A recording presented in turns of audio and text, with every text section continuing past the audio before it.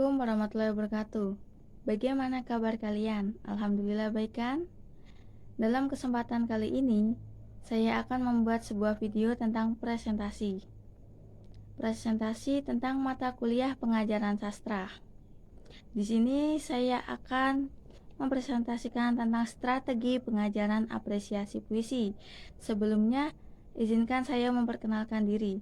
Saya Devita Sulistianingrum, NPM 0820015091, kelas PBSI Pagi A, semester 2, Prodi Pendidikan Bahasa dan Sastra Indonesia, Universitas Pekalongan, Fakultas Keguruan. Di dalam strategi pengajaran apresiasi puisi, saya akan menjelaskan tentang strateginya.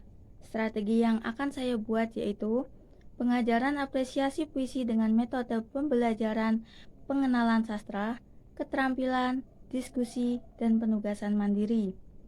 Gambaran umum strategi yang dibuat yaitu dalam pembelajaran apresiasi, pada hakikatnya kan merupakan sebuah upaya untuk menanamkan rasa peka kepada siswa terhadap cita rasa sastra.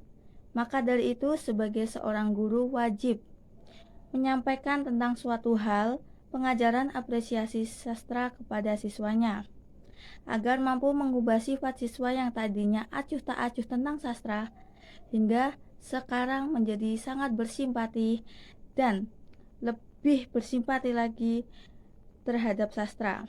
Karena materi sastra yang disuguhkan tidak hanya sekedar representation of life atau imitation of life, melainkan interpretation of life menurut Suwardi Endra Suara tahun 2002 bulan 7. Dengan demikian, karya sastra harus dipahami dengan fenomena yang tidak hanya sekedar memuaskan emosi melainkan memunculkan ide-ide dan pikiran. Karena karya sastra sebagai salah satu kebutuhan manusia menawarkan kisi-kisi kemanusiaan yang indah menuju kesempurnaan hidup. Dalam pembelajaran bahasa, pada hakikatnya adalah proses untuk mencari 4 kompetensi. 4 kompetensi komunikatif yaitu menurut Oxford. Dari keempat kompetensi komunikatif adalah yang pertama itu ada kompetensi gramatikal.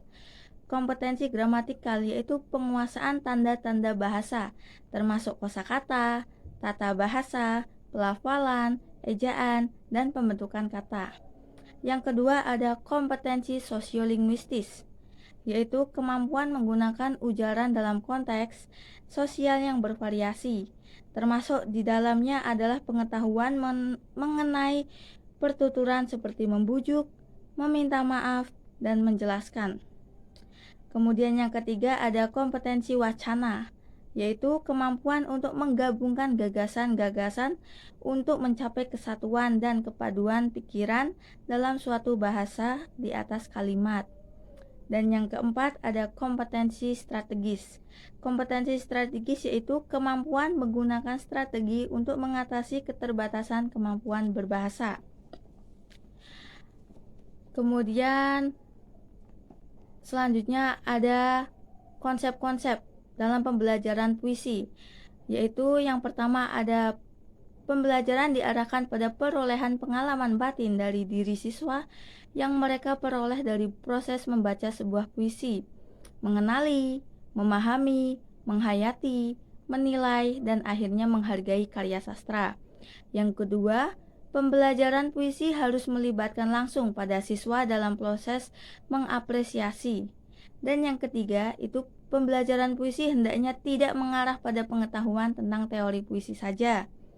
Keempat, guru hendaknya memberikan kesempatan kepada siswa untuk mendapatkan sendiri kenikmatan dan kemanfaatan dari membaca puisi. Selain konsep-konsep, juga ada metode. Metode yang akan saya gunakan di dalam pengajaran apresiasi sastra yang pertama itu ada metode pengenalan sastra.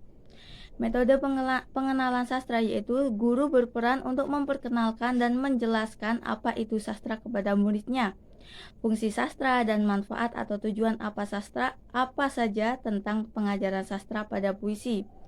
Sehingga di dalam metode ini dapat memberikan wawasan yang luas tentang teori sastra kepada siswa. Yang kedua, itu metode keterampilan. Dalam metode ini, setelah guru menjelaskan tentang sebuah pengajaran sastra, seperti halnya puisi, kemudian juga memberikan contoh, lalu sebagai seorang guru untuk mengetahui apakah siswanya itu sudah paham atau belum dalam pembelajaran tersebut, maka seorang guru mencoba kepada siswanya untuk menganalisis tentang sebuah puisi, seperti apa makna dari isi puisi tersebut, pesan yang terkandung di dalamnya, rasa yang dicurahkan dalam sebuah puisi tersebut, sehingga dalam metode menganalisis merupakan sebuah keterampilan yang dimiliki siswa untuk memahami dan menelaah dalam sebuah puisi. Kemudian yang ketiga ada metode diskusi.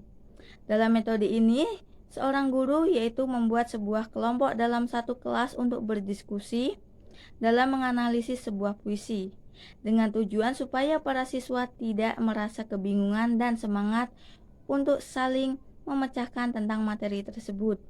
Dan bagi siswa yang belum paham dengan materi tersebut, supaya tidak merasa ketakutan jika untuk menjawab sebuah pertanyaan yang diberikan.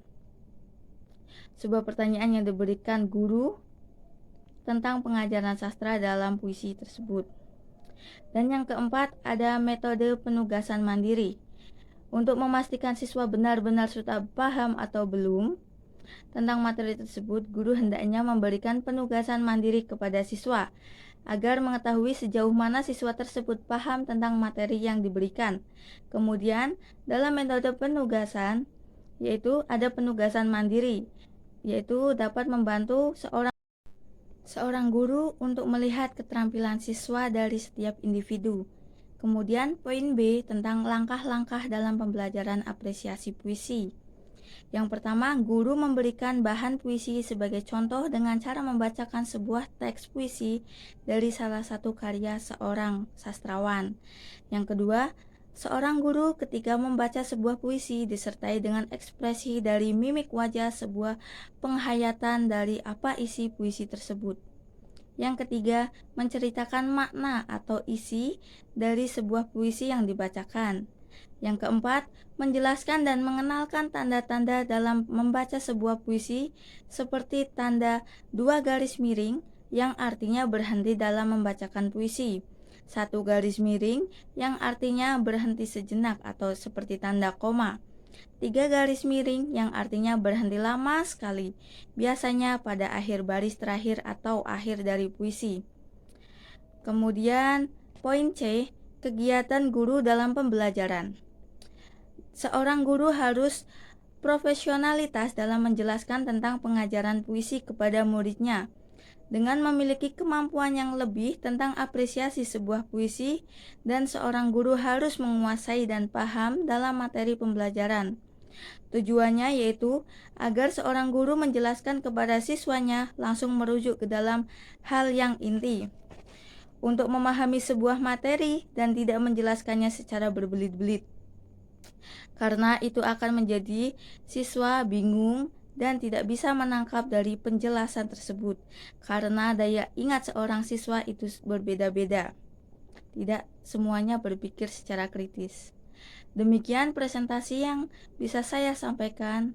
Apabila ada kata-kata yang kurang berkenan atau salah-salah kata dari saya mohon maaf. Wassalamualaikum warahmatullahi wabarakatuh.